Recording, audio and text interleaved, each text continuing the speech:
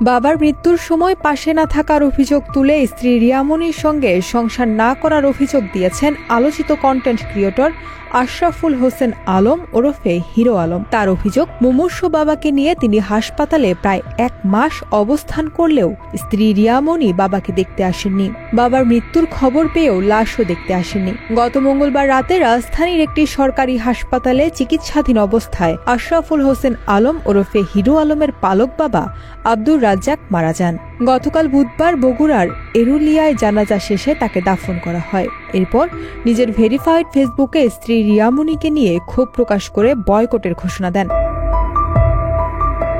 এ নিয়ে রিয়ামনি গণমাধ্যমে দেওয়া সাক্ষাৎকারে হিরো আলমকে পাল্টা দোষারোপ করায় দুপুরে বগুড়ার নিজ বাড়িতে সংবাদ সম্মেলনে স্ত্রী রিয়ামনির বিরুদ্ধে নানা অভিযোগ তোলেন হিরো আলম। সংবাদ সম্মেলনে হিরো আলম বলেন, 2017 সালে প্রথম স্ত্রী তার বিরুদ্ধে বগুড়ায় মামলা করেন। ওই মামলাকে কেন্দ্র করে প্রথম স্ত্রীর সঙ্গে সংসার ভেঙে যায় তার। 2022 সালে দ্বিতীয় স্ত্রীর সঙ্গেও বনিবনা না হওয়ায় সংসার ভেঙে যায়। এরপর হোটেলে রিয়ামনির সাথে পরিচয় হয় তার। পরবর্তী সময়ে তারা বিয়ে করেন।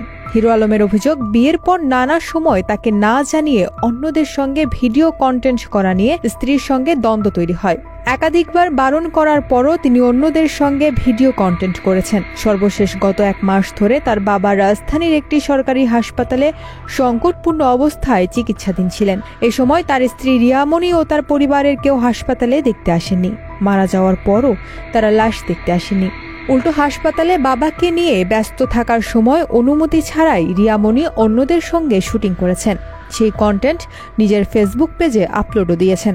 এসব কারণে বুধবার তাকে বয়কটের ঘোষণা দিলে রিয়ামনি গণমাধ্যমে দেওয়া সাক্ষাৎকারে উল্টো দোষারোপ করেছেন। এ অবস্থায় রিয়ামনির সঙ্গে সংসার করা আর সম্ভব নয়, তাকে তিনি তালাক দেবেন।